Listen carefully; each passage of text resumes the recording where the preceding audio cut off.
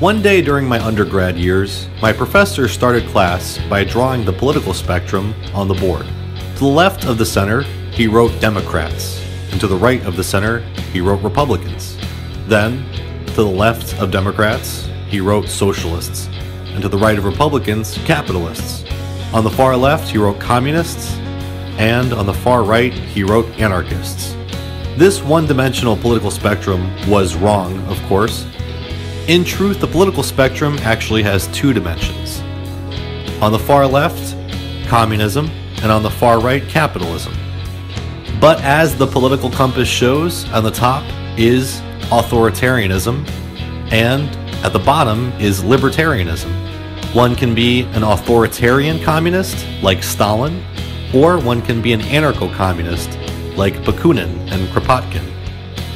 Similarly, one can be an authoritarian capitalist, like the fascists and corporatists, or one can be an anarcho-capitalist, like Rothbard and Bloch.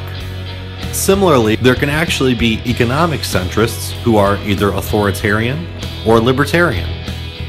Today I'm going to speak with a radical libertarian centrist. He has taken two 19th century economic philosophies, Mutualism and Georgism, and married them under the banner of Geo-Mutualism. My guest today is Will Schnack. For anyone else who does enjoy this interview, please do show your support by subscribing to PRIMO NUTMEG. Also stop by our Patreon page and become a supporter for just $1 a month. Thanks again, folks, and I hope that you enjoy this interview with William Schnack.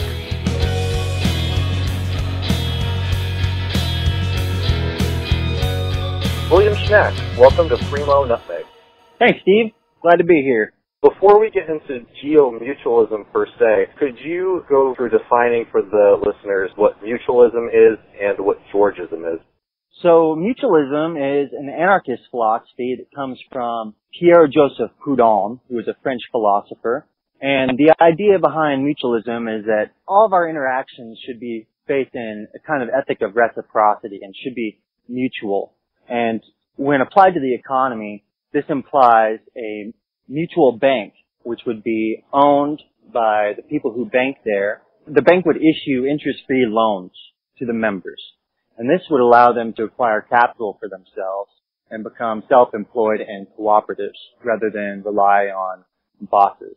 And mutualism also has a application to land. Generally, mutualists will apply occupancy and use standards to land, to where no one can hold title to a piece of land without directly occupying and using it, put it to some kind of use. And then Georgism is actually an American philosophy by a fellow by the name of Henry George. And the main idea behind Henry George's philosophy is that the land should essentially belong to no one or everyone in common, and that this is best done by allowing people to individually rent and occupy land from the commons. And this would take the form of paying a land value tax, which would equal the total value of the economic rent from the land. And the economic rent is the difference in the value between different grades of land.